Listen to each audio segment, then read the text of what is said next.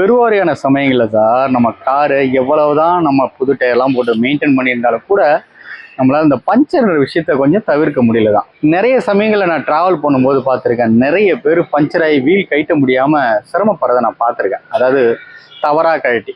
அப்போ ஏதோ ஒன்று சொல்லணும், எனக்கு தெரிஞ்ச செய்தியை சொல்லணும்னு எனக்கு ஒரு ஆவல் வந்தது. அதனால தான் இந்த வீடியோ.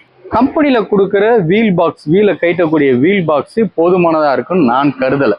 அதனால் நீங்கள் என்ன பண்ணணும்னா, கூடுதலாக ஒரு லிவரேஜ் பைப் ஒன்று, இந்த மாதிரி ஒரு லிவரேஜ் பைப் ஒன்று எடுத்துக்கணும்.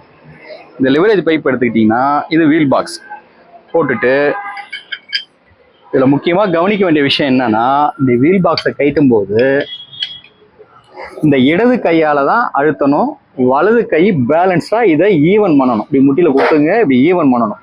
திரும்பவும் சொல்கிறேன், எக்காரத்தை கொண்டு இது காலால் அழுத்தக்கூடாது.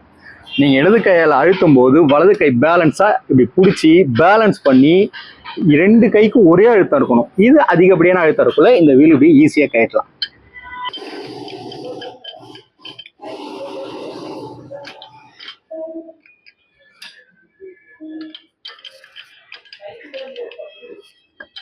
கழட்டுறது உங்களுக்கு உபயோகமாக இருக்கும்னு நினைக்கிறேன். நன்றி.